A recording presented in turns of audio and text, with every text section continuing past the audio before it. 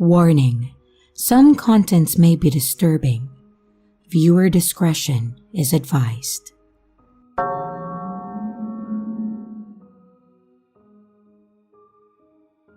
This is a story about a creepy 60-year-old man. At that time, I, a 20-year-old female, was working at Domino's. One day, I casually mentioned to a coworker about my YouTube channel and asked for suggestions on what type of original character cosplay that I should do next. Suddenly, this creepy guy interjected saying, "Oh, you like to dress up?" Being innocent and not fully understanding his implications, I replied, "Yeah, I do OC cosplay. I have a YouTube channel for it and I do it for fun." A guy asked me if I had a boyfriend, and I replied that I didn't because I was focusing on myself. Honestly, I didn't have room for a real relationship at that time. Then, he proceeded to ask me out, but I declined, reiterating that I wanted to be single for the time being. He continued to persist, insisting that he could treat me well and offering various reasons to change my mind. At this point, I was starting to feel uneasy. My coworker noticed and called for one of the male drivers to come and help us make pizza. And as soon as the guy saw my coworker, he walked away. However, he soon became a regular. I would refuse his service and I would ask someone else to deal with him, but he kept trying to talk to me even though I ignored him. The creepy thing is that I don't know how he found out, but he started attending my church. I served on the van, which means that I helped give people rides to church that couldn't on their own. I was the navigator due to not having a full license yet, and this guy would always ride the van when I was serving. When I wasn't serving on the van, he would coincidentally get a lift from a friend. It really felt creepy, but after a while, I started to notice that he wasn't bothering me as much. Probably 2 to 3 months later, I started to wonder if someone else had intervened because he stopped this behavior. He continued to go to church, but he no longer bothered me.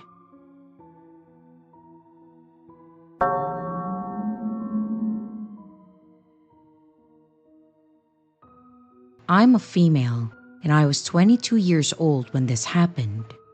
I worked in a grocery store which had been featured in the news. You could see me in the clip and it was clear where I worked. I just came back from vacation and a coworker told me that some guy had been coming around every day for a week asking for me. When I asked who or why, they told me that they had no idea, but he was around my age and seemed a little off. A few hours passed by, and my coworker came and told me that the guy was back and again asking for me. Let's call him James, I can't remember his name anyway. In the back room, we had a computer, and you could see all the camera footage from all over the store. I looked, and I didn't recognize who James was, but I decided to go ask what he wanted. He was clearly drunk and said that he had seen me on TV and wanted to ask me out. I replied with, "Oh, I'm sorry, but I'm in a relationship." Even though I was single, I said that I needed to get back to work and he asked if he should come with me. I was confused and I said that I am working. He then left, but I could see him through the cameras outside the store drinking. A few hours passed by and he was still waiting for me outside, so I had to use another exit when I left. The next day that I came to work, I saw him waiting for me outside the store. He had a huge smile on his face and walked up to me. He was really shy and didn't say a word until I said hey while passing by to get into the store. He followed me inside and said that he needed to talk. I asked him what was up and he said, how about we go to the movies?" He was really creepy and I replied, I'm sorry, but I have a boyfriend, remember? And as I was walking away, he started following me and asked if he should come help me with my work. No thanks, I replied, and once again, I looked at the camera footage and yet again, he was waiting for me outside. At this point, I started asking a male coworker to escort me safely to the tram every night when my shift ended. I started getting really scared once this had been going on for a while, and he clearly wouldn't leave me alone. I asked my brother if he could drive me to work on his motorcycle and hug me outside my workplace so that it looked like he was my boyfriend, and James would maybe leave me alone, since I know he was somewhere watching and waiting for me to get to work. But it didn't help at all. I started getting messages like, "Is that your boyfriend?" And "He doesn't need to know if we go out." I was confused of how he had gotten my number. I asked all of my coworkers, and a new one said that she had given my number because he had said that he's a friend of mine. I was pissed. At this point, I asked my male coworkers to throw him out if he ever came back, which was a lot. A couple of weeks went by without any harassment, and I finally thought that he had left me alone. Oh boy, was I wrong. I came to work one day, and I was changing in the room, and I heard that we have a new coworker and that it's his first day. I didn't think anything of it, and I proceeded to change my clothes. Once I got out of the changing room, my jaw dropped. Another coworker said, "Hey, this is James." And I looked in horror as she asked me what was wrong. I said, "I know, this is the creep that had been stalking me for weeks." As James smiled, I went and I searched for my boss to ask him what the fuck. And my boss said that he had no idea that this was my stalker and kind of laughed it off as no big deal. I told him either he leaves or I will. He said that I wouldn't have to work the same shift as James and he couldn't fire him. Well, he lied. I had a lot of shifts with him, and wherever I went he followed without saying a word. He just kept following me. I would often have my lunch break by the computer so I could see where he was, and every day I could see him just staring at me, behind me as I ate. This went on for a while. He would text me every day, but at work, he didn't say a thing and just stare. My boss finally understood what a freak James was and that he didn't do any work. He was just stalking, and he started to think of ideas on how to fire him. And one time I noticed James was clearly drunk at work, and I told my boss. He got fired, and this is when the stalking finally stopped.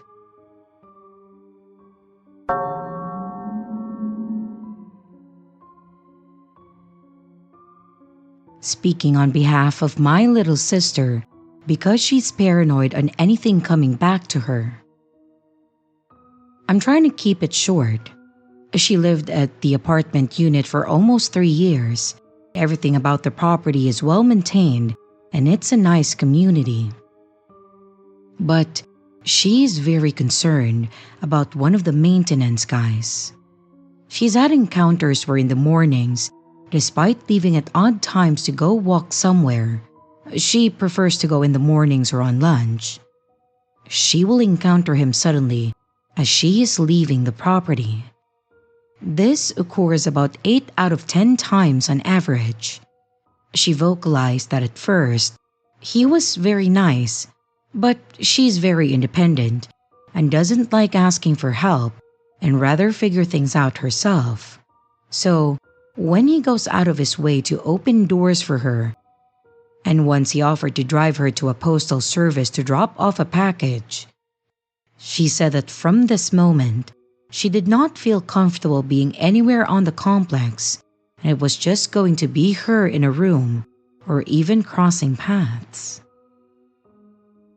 I visited over the winter break and I got to scope out the maintenance guy, And he definitely has an overly nice personality that you just can't trust. No one is ever that nice. It's just not realistic. Well, the final straw was that she's been monitoring her Ring camera and saved videos of him walking by the door. And strange enough, she got a video of him coming up to the door, but then backing off. Almost like you're subconsciously thinking about the people who live in the unit and seem distracted. My sister pleaded a case to the property manager, but from what it sounded like, it was more forward that she seemed safe when doing, which is confronting the maintenance guy, despite the manager vouching that he is not anyone of concern and it's just his personality. I disagreed, insisting that she should be careful and make note of anything strange on the cameras or crossing paths. She told me that she hopes to move out the city by August and told her that if anything comes up, I would make the trip out to visit again.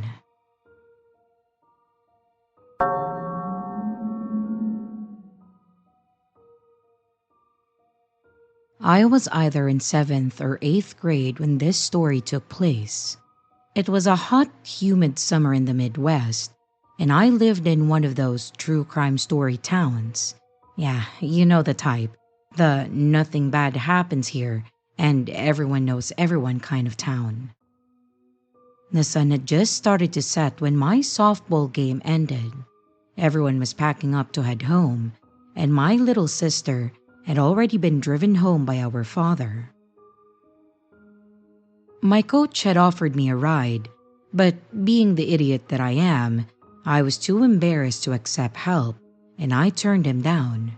Again, the stupidest decision that I could have ever made. In my head, my home was only across town, which wasn't that far. Besides, I had my bike, and I was already on thin ice when it came to leaving it at other people's houses. So, once most people had left, I packed up my gear and I began riding home. But about 2 blocks in, as I rounded a corner, I noticed a beat-up truck just right behind me. At first, I didn't think much of it. Small town and all, you know. It wasn't like they were barreling towards me. But after another block, they were still following closely, and something told me that I should take a second look. When I glanced back, alarm bells started ringing. In the car behind me were 2 college-age guys that I didn't recognize. When I say this town was tiny, I mean it. Our population was only about 500, and I was pretty sure that I should have seen these guys at least once. Plus, the nearest college was a 40-minute drive away. But in an attempt to be friendly, I forced a smile as I looked at them. But neither of them smiled back. They didn't even look annoyed at me being in front of them. No, they were staring at me, dead-eyed as if they were fixated. At that time, I was a big fan of true crime, and I had heard once that if you think someone is following you, you can try circling the block, and if they're still there, chances are they're really following you. I didn't have a phone back then, so I couldn't call anyone. Circling the block to calm my nerves seemed like the best option. I tried to rationalize it in my head, thinking, "They're just trying to get home, Star." You're just paranoid, that's all. So I decided to circle the block. I started by taking 2 left turns, maintaining a steady pace and not looking back. My reasoning was that if they didn't know that I knew they were following me, they might not do anything. But even as I did this, I could feel my body shaking, my mind racing for anyone nearby whose house I could go to, someone who might actually answer the door. They kept pace behind me, never speeding up to get ahead of me, never honking or trying to push me out of the way. But as we rounded the 3rd corner, panic really started to sink in. I threw suddenly out the window and started pedaling as fast as I could, trying to make a full circle. And as soon as I sped up, they did too. I had spotted a house that I recognized, but the chances of someone being home and answering? Well, slim to none. It was a block away, and to this day I have never pedaled faster in my life. And as soon as I reached the yard, I practically jumped off my bike, leaving it in the grass. I glanced back at them one last time, and just as I feared, they had stopped at the same spot where I had left my bike. Both of them were staring at me, waiting. I chose the side door instead of the front, hoping that it would be less obvious, but they could still see me. In the last moment of panic, I decided knocking wasn't a good idea. They'd realize that this wasn't my house and someone might not be home. So instead, I flung open the screen door, trying to squeeze myself a little behind the main door to make it look like I was entering, and then I yelled, "I'm home!" hoping that they would hear me. I don't know how, but maybe by some miracle, as soon as I said that, they sped off down the street, and I never saw them again. Once I saw that they had left, I quickly ran around the back of the house, hiding behind the yard for what felt like an eternity, though it was probably only about 15 minutes, before leaving my bike there and then walking home, ducking behind trees and houses every time that I hear a car. I made it home safe. I didn't cry, though my heart was pounding 1,000 times per minute. I told my father when I got home.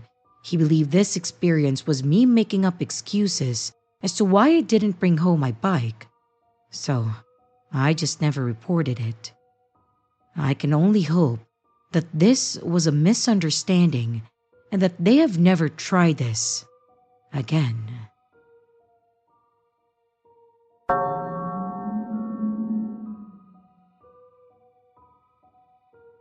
Before we start the story, I would like to note that the author had changed the name of the places, so people cannot pinpoint her location. And now, on to the story. To preface this, I am currently 19, going on 20. Due to a vindictive teacher, she manipulated the grade so I would have to repeat the 3rd grade because I called another student a brat for crying about wanting her mom. The context behind is irrelevant, but the rundown is, this girl thought because her mom was a teacher, she could cry her way into her mom's class. Her mom was a high school teacher and would almost always cry and cry until she was allowed to go, and her poor mom would be distraught having to leave her class and pick her daughter up because she wanted attention.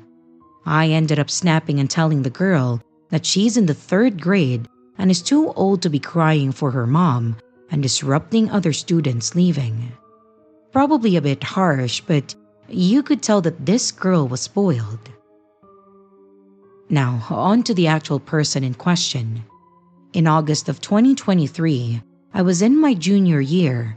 I went to a trade school in Sumero County for graphic design. A sophomore named James had taken notice that I wouldn't be dropped off at our home school like he was. He offered to drive me home, and I didn't know this kid well. I spoke to him a few times, but other than that, I wasn't buddy-buddy with him. I told him that my mom prefers to meet people before just letting me ride in a random person's car, especially a guy. And with me being 18 at that time, I told him that if we got into a wreck, I would be responsible as the adult in the car. And after that, he didn't really bother me with anything. We still talked, and I could tell that he wasn't neurotypical. It wasn't until my senior year that things got really creepy. We exchanged numbers because I would sometimes help him with homework that he didn't fully understand, and I give him recommendations of horror channels on YouTube, such as Reddit stories, creepypasta readings, or channels that cover disturbing videos like Hannah the Horrible, Nick Crowley, and Nexpo. but within a month, he found my home address. I never told him where I lived, and he got dropped off way earlier than me. The way the homeschool worked was that all the students on the west side of Fontaine going into Sulani would go to one singular middle school and high school, while students from East Fontaine going into Alleyway would go to another high school. I never told this kid where I lived, let alone a rough area. I started documenting everything at this point, no matter how big or small. In the next following months, if I would fall asleep on the bus, he would tap my headphones, snap them on my ears, kick my legs, shake me, or call my phone just so I would talk to him. In April, he asked me to go to prom with him, and I tried to tell him multiple times that I wasn't interested, and he tried to manipulate me, to which I just lied to him and told him that I had a family event that day. After that, I said something to the principal of him harassing and shaming people to go to prom, and he gave the most insincere apology ever. He worded it like he was forced to apologize. I get a phone call the next day of him asking if my sister drove a red car and worked at the Sangonomiya coffee house, and I quickly told him no and blocked his number. I went to the administration, coupled with the fact that this kid would call to ask if I went to the Dollar General, went to work, or if I was at home, told me thoughts he had about killing his mom's boyfriend, how he wants to smash his teeth in, smacking his phone against the window, and tried to manipulate me into calling while he was having a panic attack, and then ranted about how my math teacher needed to be gutted because she was overweight and that fat women are ugly and horrible vessels for producing babies. The math teacher was not overweight from poor diet. She has a medical condition that caused the buildup of estrogen. The worst was when he lashed out in anger about him losing his AirPod case and aggressively stomping on his AirPods and literally foaming at the mouth. I went to the principal and liaison after this, only to be unable to talk, and they yelled at me for an hour about how I was being mean to a kid on the spectrum and that my information, my mother's information, and my sister's information is public information. I started having a panic attack and I called my mom, and at this point, I was literally vomiting in the trash can of the conference room. My mother was pissed. My mother told me to call the sheriff's office after I get home, and the sheriff actually went to this kid's house and told him to knock this shit off, or I had every right to file stalking and harassment charges. The 180 Women's Shelter confirmed that what the principal and the liaison did was disgusting and dangerous. And so far, I haven't seen him, and I still have his number blocked. Hopefully, I don't see this little bastard anymore. To James, if you see this post by some chance, stay the fuck away from me and my sister. I hope your future general finds out about this shit. And yeah, that's right. This fucker wants to be in the goddamn army. And should I see him again, I won't hesitate to press charges against him. I don't care if it ruins his life forever. He's a danger to those around him, and potentially himself.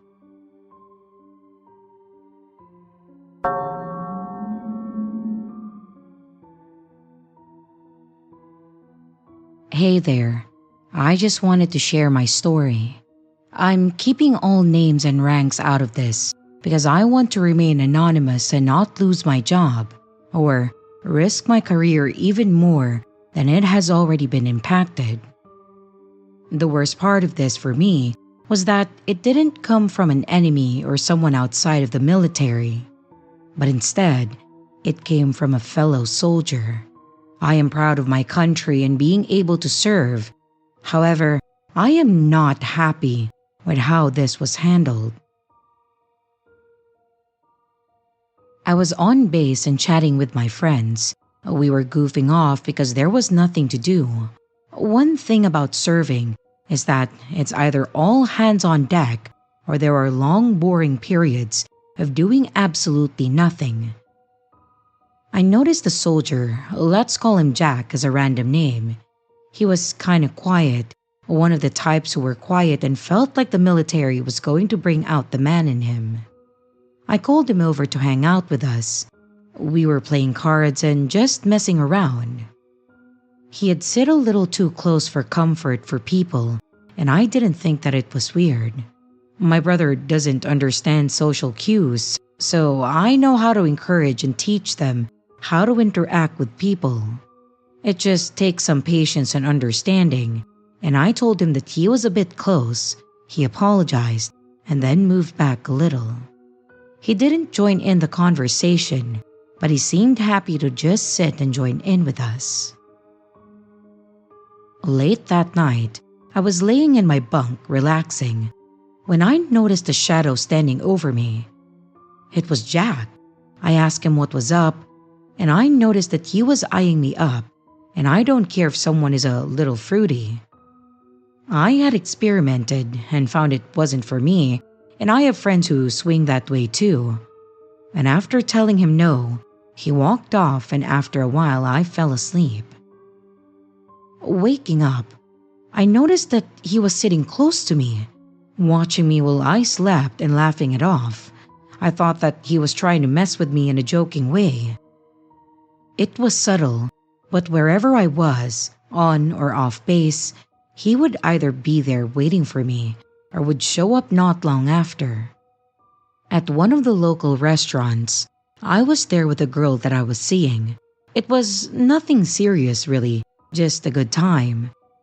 And he then walked over, demanding to know who she was and why I was with her. I told him that I was on a date, and then he stormed off before blowing up my phone. Calls, texts, snap messages, it was endless. I then blocked him and I muted my phone. And from that moment on, he didn't speak to me directly, just watching me from doorways or corners. I asked a friend what I should do about it. I didn't want to look like I couldn't handle things to the higher ups. I love the military, but I wouldn't deny that I still had issues with this type of behavior. My friend didn't really answer me, and the next time that I saw Jack, he had a black eye and wouldn't look at me. No one saw what happened, and I suspected that my friend was responsible, not that he admitted to anything. It was quiet for several months, and Jack didn't show up anywhere I was unless it was official. We didn't speak, but out of the blue, he confronted me, telling me that I didn't need to send my boyfriend to get him. Telling Jack that I didn't know what he was talking about only made him angrier. He yelled at me that I had led him on, and not once did I. The only thing I did was offer him to come join in with us because I thought that he looked lonely. I asked him to calm down, and admittedly, I shouldn't have done that either. He exploded at me, and we ended up fighting. I finally lost it with him. I remember throwing punches and screaming at him to stay away from me, and Jack gave me a creepy smirk in response, and the first time that I ever saw any emotion on his face. Never in my life have I been so patient when it came to dealing with someone. We were separated, and needless to say, we both got into trouble. I told him about the events leading up to the fight.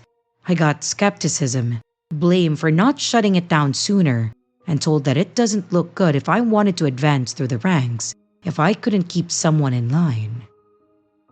This experience made me question my role in the military and whether I was cut out for it. Jack was dishonorably discharged, and let's just say that I got off lightly from his stalking. I'm still in the military, and again, consider it as an honor to serve my country. I hope you enjoyed my story, and I hope that you share it with others. And to everyone who might be able to hear this, thank you for listening.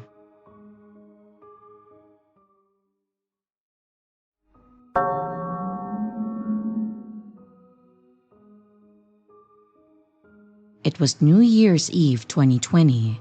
I had just finished my shift as a server at a sports bar/restaurant downtown. I, 26-year-old female, had been working there for about 2.5 years. I headed over to a nearby bar that lots of other fellow servers in the area frequented. While I was there drinking, I noticed the man there who was a regular at that place that I worked at. I saw him all the time, multiple times a week, but since he always sat at the bar rather than at tables, I had never actually spoken to him. This man was middle-aged, quiet, and always dressed nicely in a business attire. And as I passed by him, I greeted him in a friendly way, just, "Oh hey, I see you at my workplace all the time." Just meaning it as a casual hello, and not intending for it to be anything more than that. This man, who was double my age, proceeded to tell me, "Well, I have been watching you for the past 3 years." He started telling me about how he would always watch me working while he sat at the bar. He also worked across the street, so he would watch me walk to lunch shifts from his office window. I don't remember everything he said to me, but he really emphasized how long he had been watching me and waiting to talk to me for 3 years. It had actually been less time than that, since I've only worked there for 2.5 years. And then he said that he was planning to ask me to marry him for his 53rd birthday. What the hell? You've never spoken to me before, and yet you were planning to propose to me?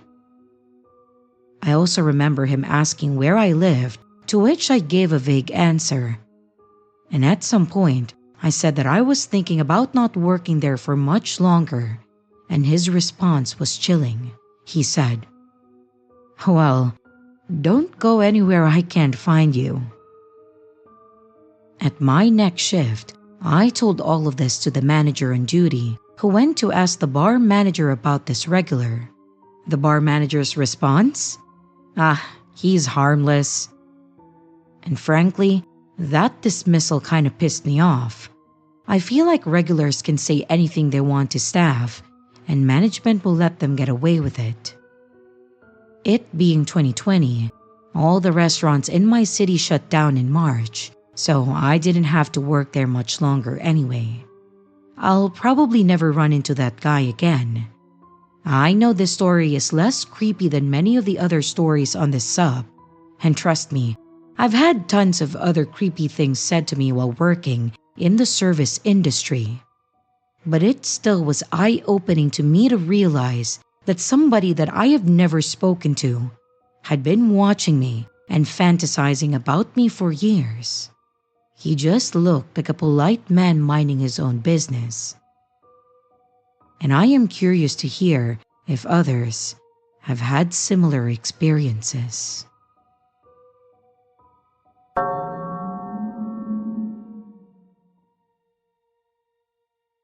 At the place I used to live in, I moved out a month ago, partly due to how unsettled I felt since this happened in December.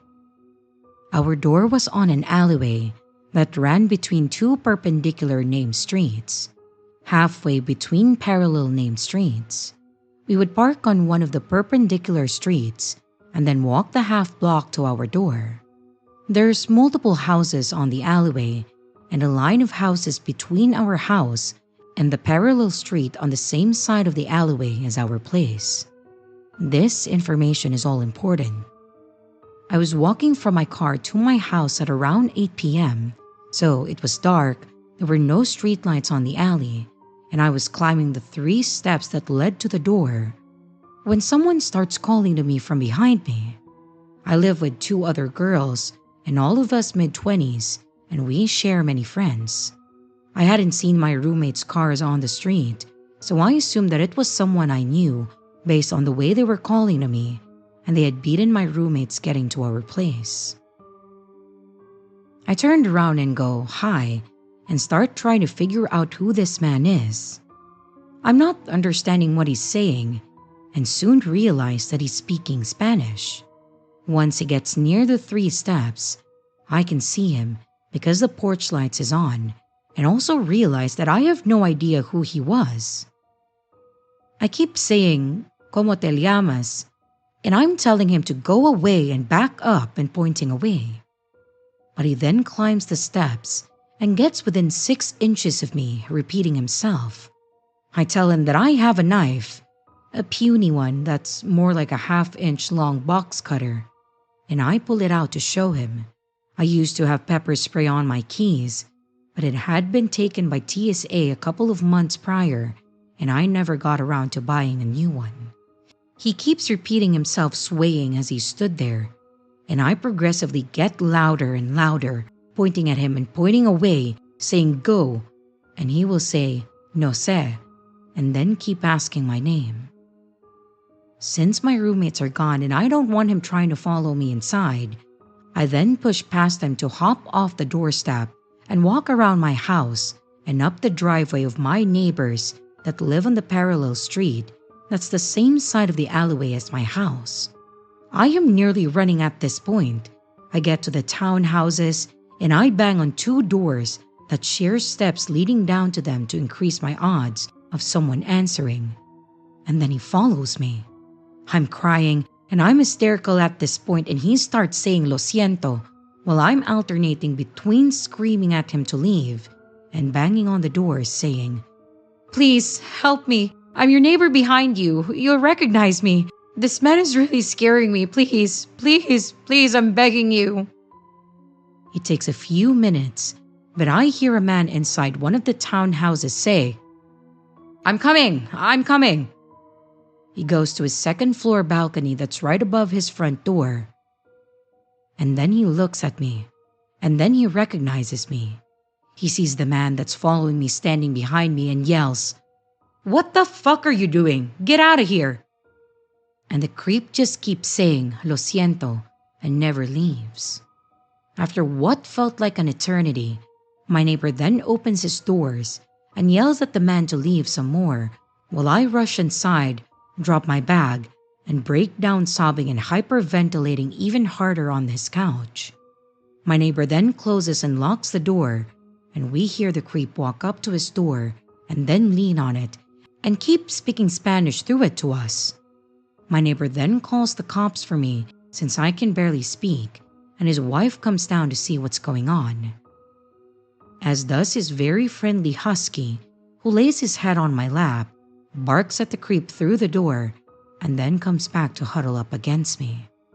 His wife talks to me and gets me water, and the cops show up minutes later because they had been around the corner responding to a different call from another woman that I live close by about the same guy. And the cops this time take him into their custody. I have the video of him walking up my steps to be inches away from me from our Ring camera, and unfortunately, obsessively watched it afterwards. I went on a mental health leave for a few days from work, and my parents both sobbed from fear of what may have happened. I don't remember the last time that I saw my dad cry, and I thank God for my neighbors.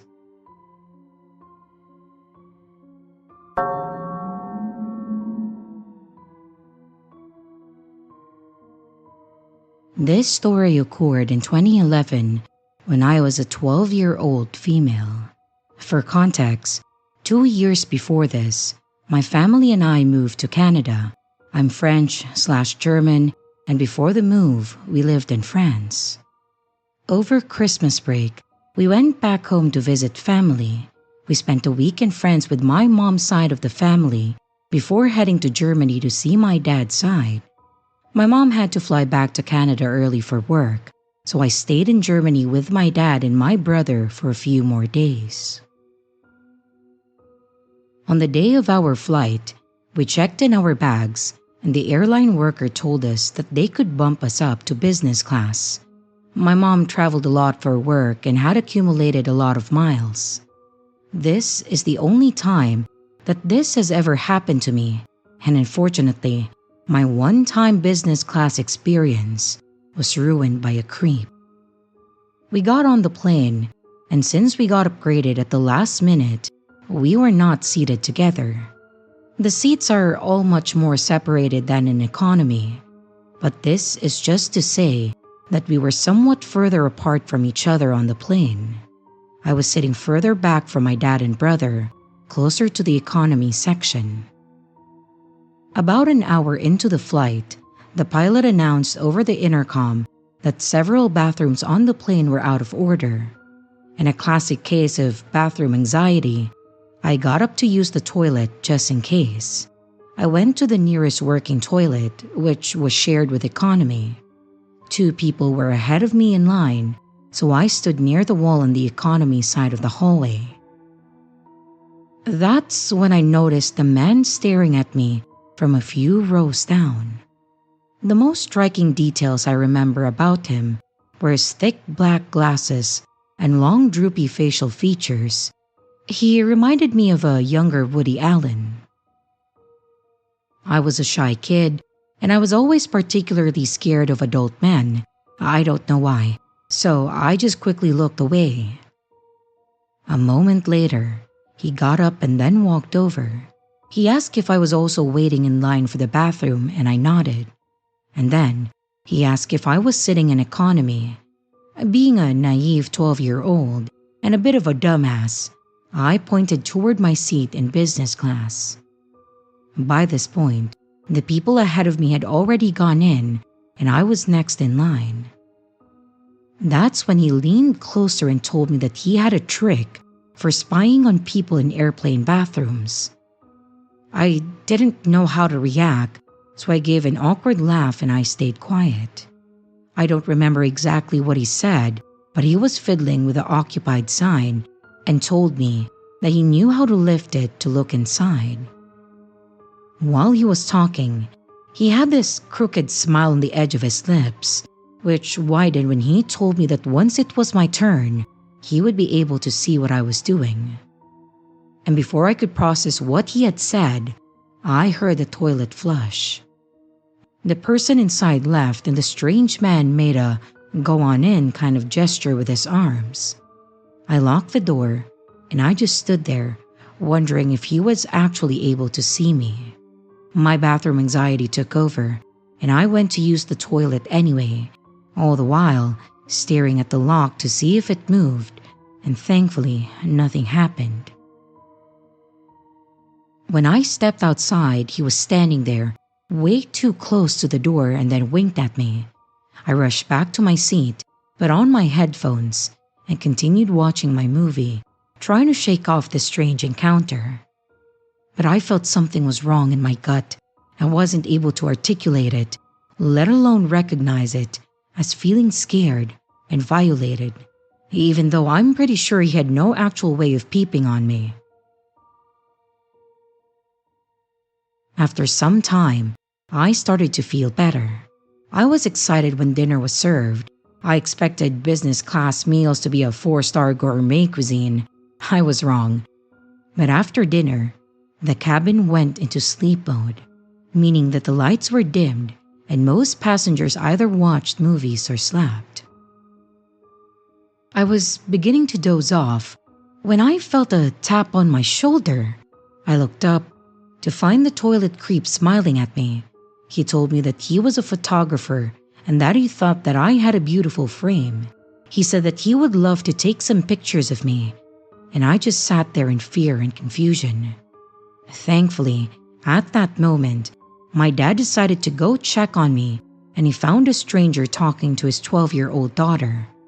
The guy saw me look at my dad, and before my dad could say anything, started trying to bullshit him. He told my dad that he was a talent scout for a modeling agency and pulled out a business card to prove that he was legit.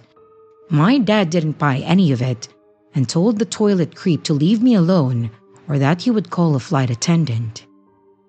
After the guy left, I told my dad what happened. We then switched seats in case the man decided to come back out, and even after switching, I was still on edge. For the next hour, I just sat there. No music, no movie, no games. I just stared ahead, and every once in a while, I turned back to where my dad was sitting to make sure that the man hadn't tried to come back. As I was drowning in my anxiety, we got another message from the pilot. Apparently, there were more plane malfunctions, and among other things, there was only one working toilet left. Even though we were already near halfway to Toronto, the plane ended up turning around back to Munich. Now, I know that this was my terrified 12-year-old mind at work, but I started spiraling. Was he somehow at fault for the toilet malfunctions? Could he try to sabotage the plane by messing with the toilets? What if he tried to kidnap me after we landed? Thankfully, none of that happened, and on our way back to Munich, my dad checked on me frequently, which helped me feel safer. And once we landed, we were all ushered towards the nearest exits, and that's the last time that I saw him, standing in line, staring at me. I was next to my dad, at my original seat, and my brother had come to our aisle, completely unaware of what had happened. When my dad saw the man, he told my brother and I to sit back down, and we waited until we were among the last people to exit the plane. As we left the airport, my dad made sure that we took our time to avoid accidentally bumping into him. We were rebooked on a flight for the next day, but no business class this time. We tried to ask, but we failed, and we spent the night in an airport hotel. After we got everything sorted, my dad called my mom, and they both tried to talk to me about what had happened, but I had nothing to say. I was just confused and I didn't know how to feel. I now know that this situation was threatening and that my gut feeling was correct. But at that time, and for years afterwards, I wondered if I had misunderstood the situation and I was just dealing with a harmless idiot. I still wonder if this guy's toilet spying trick was real or if he was just messing with a 12-year-old who didn't know any better. And I don't want to imagine what could have happened if my dad hadn't been there.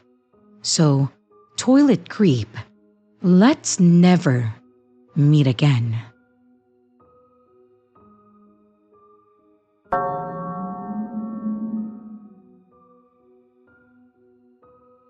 This happened at a decently known database company based in New York City.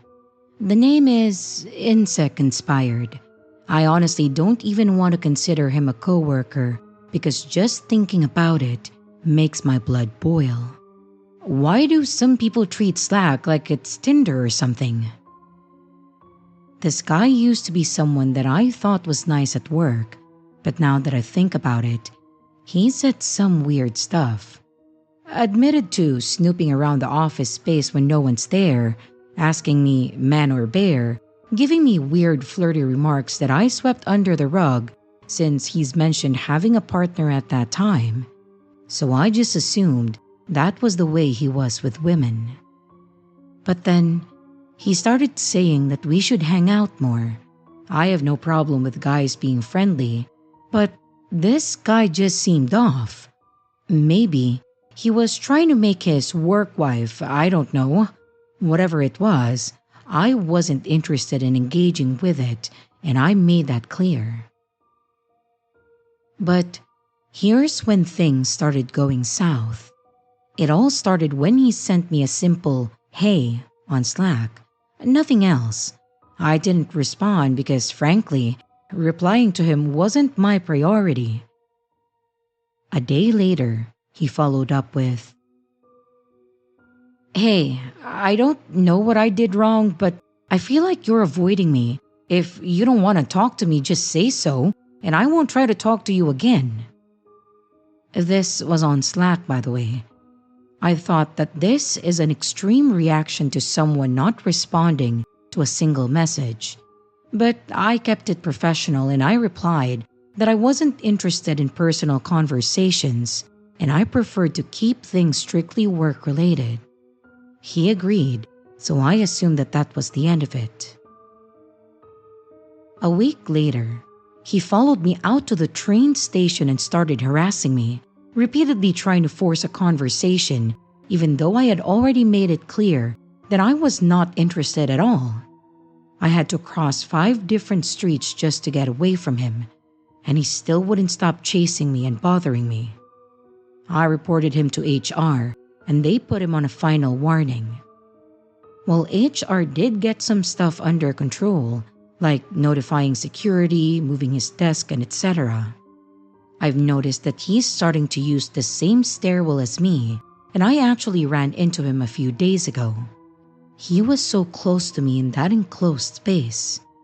He had the nerve to try and intimidate me by making direct eye contact, and I almost had a panic attack. This is starting recently. I don't think it's a coincidence, since he sits all the way across the room and the stairwell is nowhere near close to him. There's multiple entrances closer to him. Should I report him to HR again? Or do you all think that they'll dismiss this as a coincidence?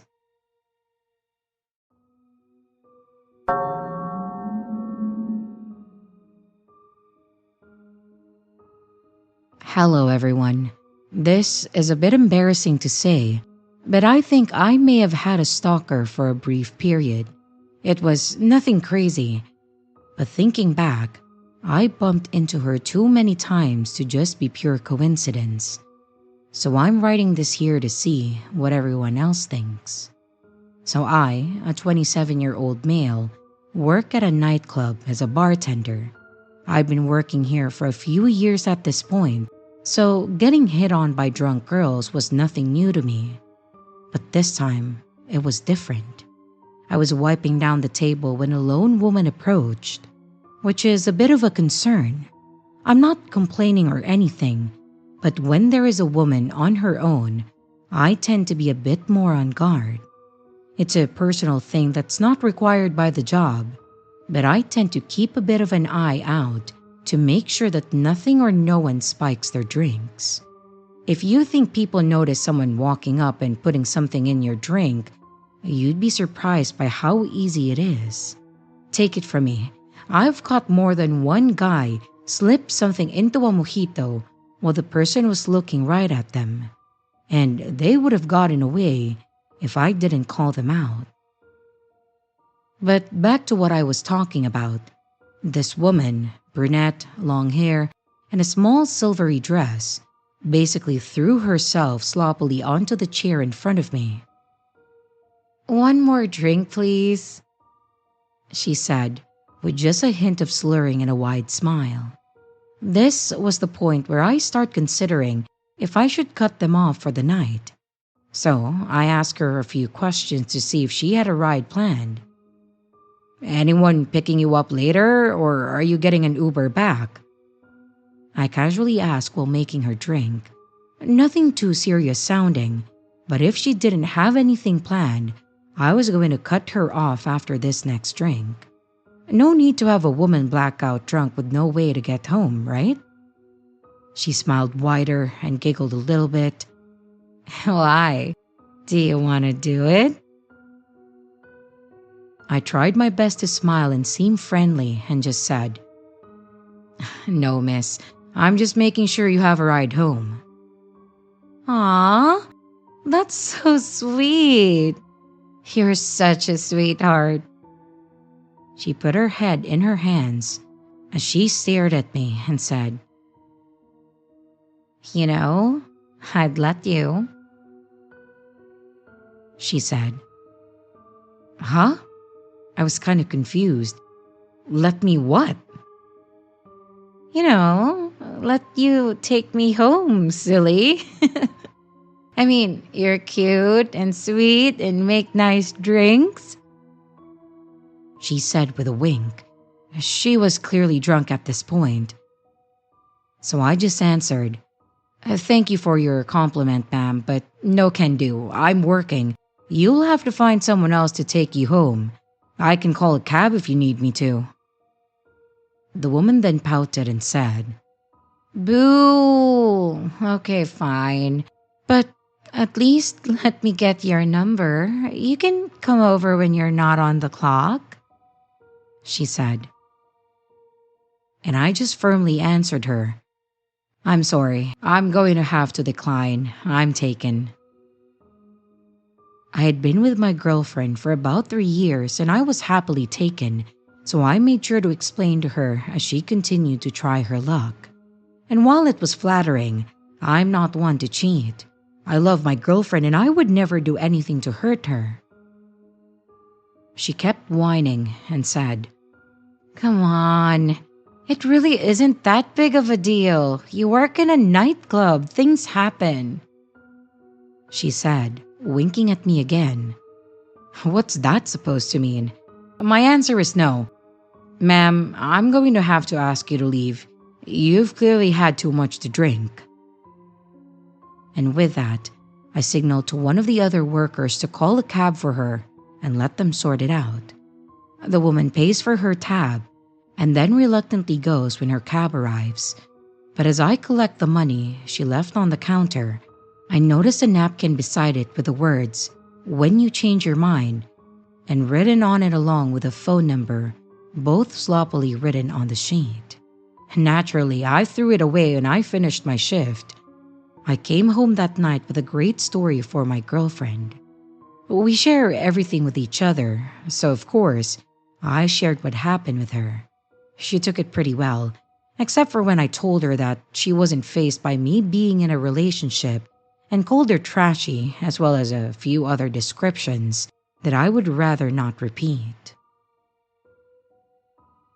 A few days later, the entire incident was out of my mind and I'm just grocery shopping. It's the weekend and ground beef was on sale, so I made sure to pick up some, as well as some fruits and potatoes. While I was looking at some bell peppers, well, guess who I see in the aisle beside mine pushing a cart? It was the drunk girl from a few nights ago. Our eyes locked for a second before I instantly break eye contact and I resumed what I was doing. I assumed she didn't recognize me because of how pissed drunk she was that night, but after peeking for a second, I can see that she was staring holes into the back of my head.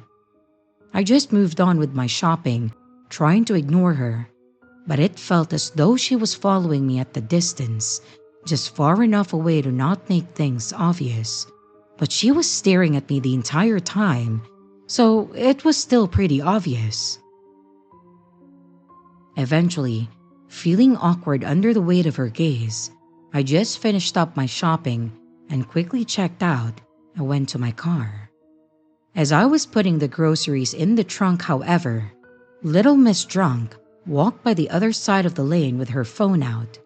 I saw the distinct light of the camera flash, but before I could do or say anything to her, she scurried into her car and then drove off.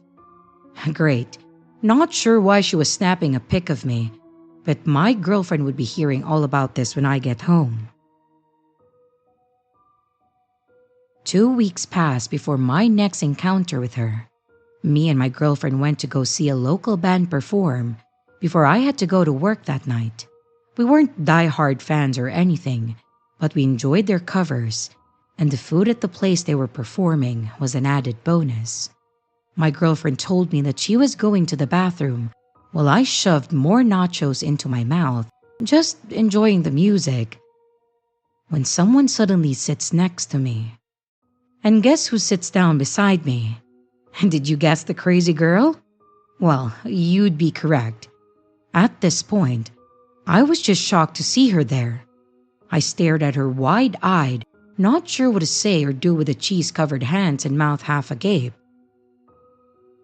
"You didn't call," she said, with an amused look on her face. "Are you following me?"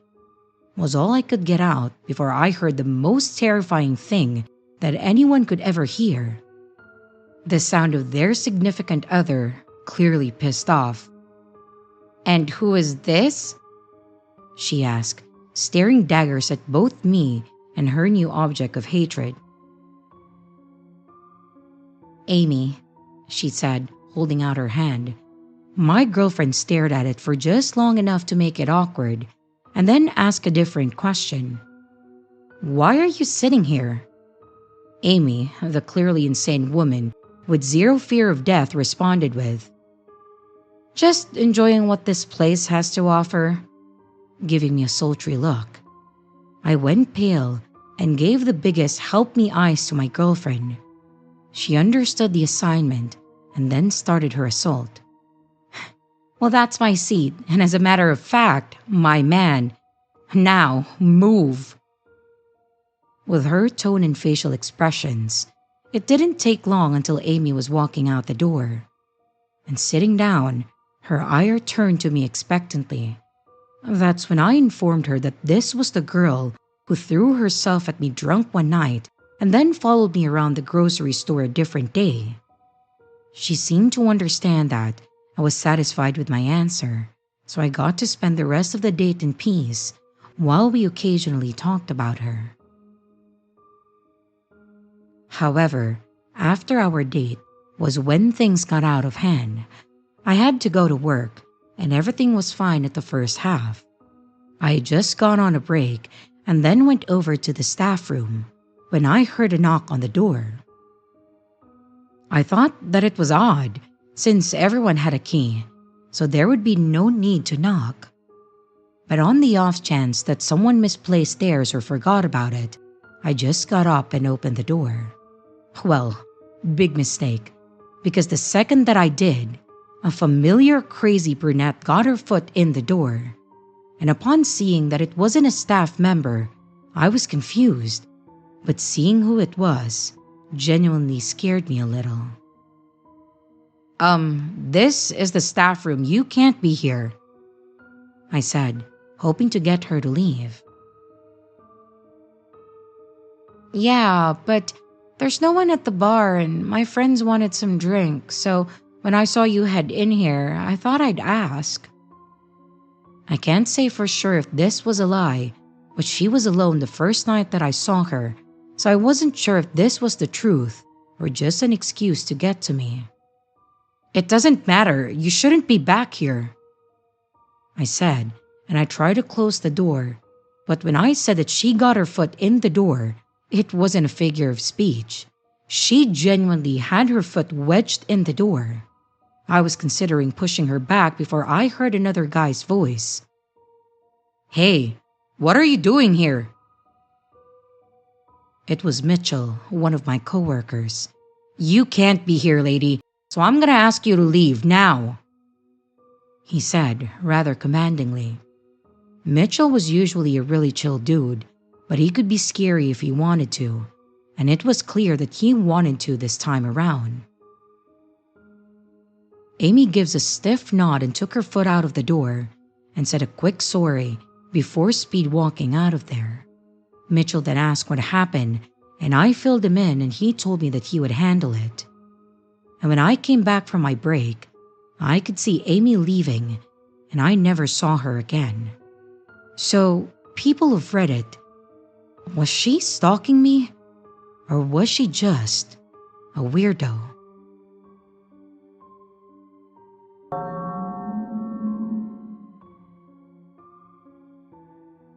I, a 17-year-old female, and many other girls who went to my elementary school, look back and see how creepy one of our teachers was. I'll call him Mr. B, and from what I was told, he did the most with me. So, Mr. B was a teacher of mine when I was around 9 to 11 years old, and he was an average teacher, but wasn't the best and wasn't the worst. And later on, when I turned 12 to 13, I joined the volleyball and basketball teams. He was the coach for both. And here is when things started to pick up. One day during practice, he wanted to practice the bumping technique where you body check someone with your back. He called me from the back of the crowd and made me practice this on him from 3 different angles so others could see. I then started helping around the school with my friend. He would invite us to help him out during recess. I would move all of his work to sit next to us and would offer us donuts and treats when we were there. Then, the pet name started up. He would call us There are my beautiful girls. He would then tell me that I'm his lucky charm and needed to pet or play with my hair. When talking to us, his eyes would flicker either on my body or my face, but rarely in my eyes.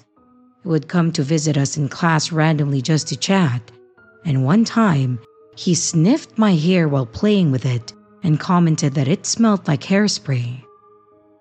For sports teams, he would let me join without letting me try out because he missed me on the team, and he says things like, "It's not the same without you. We need you."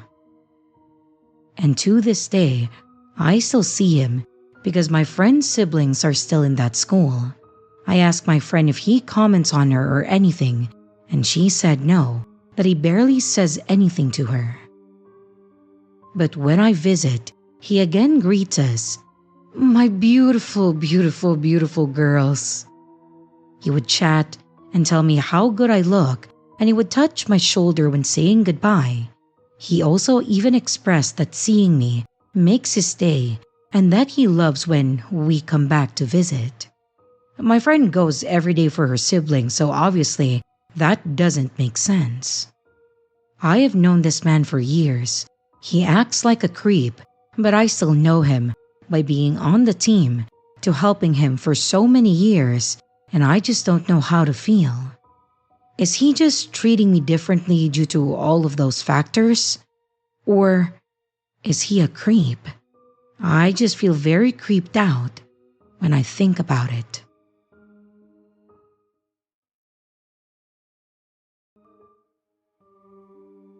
Hey everyone, this is your creepy sister. Thank you so much for watching the video. I do hope you enjoyed it. Also, don't forget to leave a like and a comment. It really helps the channel out. A big shout out to both my channel members and Patreon members. Thank you so much for taking your support to the next level. You guys are great. And again, to everyone, stay scared because your fear feeds me.